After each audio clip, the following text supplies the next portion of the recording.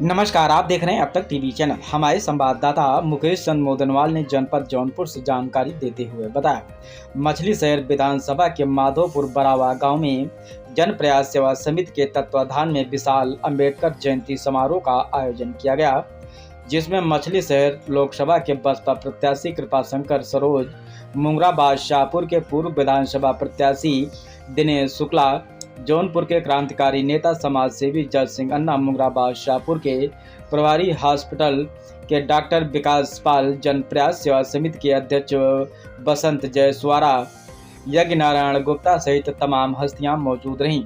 सभी हस्तियों को अंगवस्त्र एवं बाबा साहब डॉक्टर भीमराव अंबेडकर की प्रतिमा देकर सम्मानित किया गया।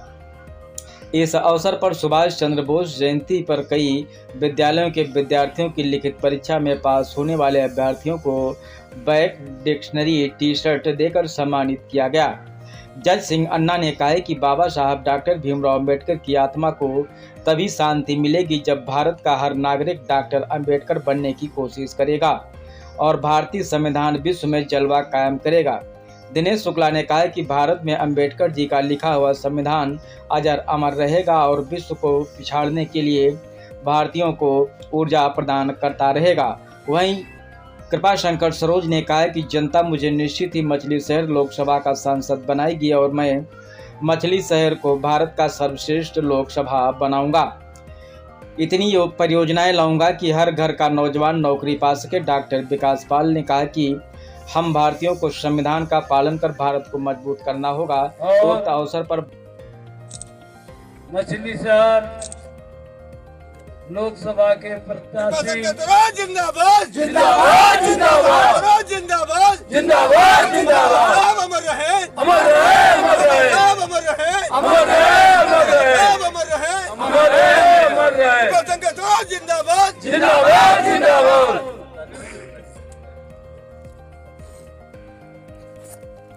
अभी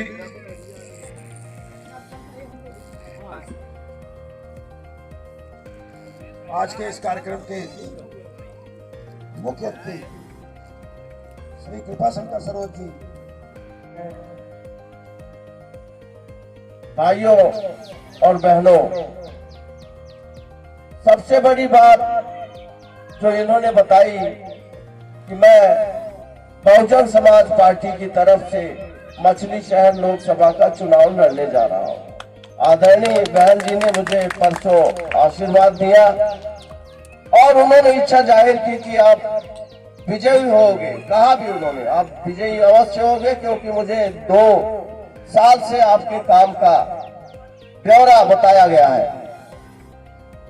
मैं आपको बताना चाहता हूं कि पिछले 1 साल पहले 31 मार्च 2023 को रिटायर हुआ, पर रिटायरमेंट होने के पहले ही मैं छुट्टी लेकर बीच बीच में आता था और गांव में जाकर लोगों को जागरूक करने का काम किया।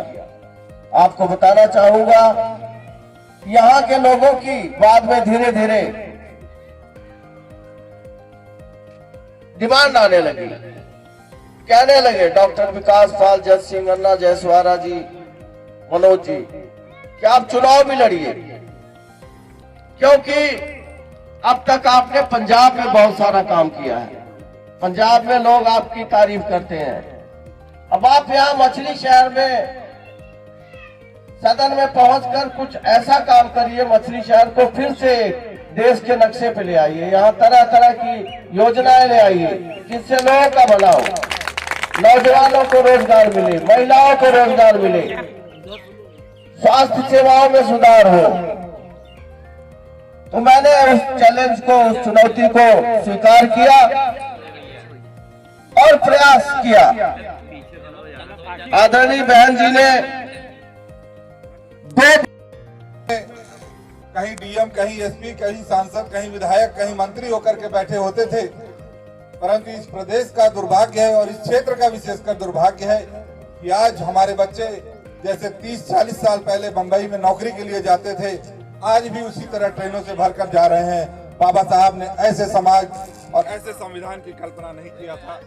उन्होंने कहा था कि हर गरीब आदमी समाज में मुख्य धारा से जुड़कर समाज का ही नहीं अपने परिवार का भी विकास करेगा। परंतु आज जिस तरीके से जो परिस्थितियां बनी है, हमारे बच्चे, अभी एक बच्चा बोल रहा था कि मैं नशा मुक्ति के लिए लड़ना चाहता हूं। यहाँ पर मेरे बहुत सारे बच्चे बैठे हैं, माताएं बहनें बैठी हैं। मैं समाज में इतना दिन सक्रिय था, कितने परिवार, कितने गांव ऐसे हैं जहां पर एक भी युवक ऐसा नहीं बचा है जो नशे की लत में न पड़ गया हो। ये बहुत ही दुखद स्थिति और बहुत ही भयावह है, क्योंकि आप नवयुवक हमारे समाज के, हमारा भविष्य है। यदि आप कोई खोखला कर देगा ये नशे की जो सामान जो आजकल के नेता और राजनीतिक पार्टियां अपना हथकंडा बनाकर चुनाव लड़ती हैं, इसके लिए हम सबको मिलकर के लड़ना होगा। मेरे अकेले के प्रयास से नहीं होगा। जिस दिन जनता जागृत हो जाएगी, न हमारे बच्चों को दिल्ली मुंबई जाकर धक्का खाना पड़ेगा, न हमारे बच्चों को इस नशे की लत में किसी नेताओं के पीछे घूमना होगा। इसी के साथ मैं अपनी वाणी को विराम देता हूँ। जय भीम, नमो बुद्धाय।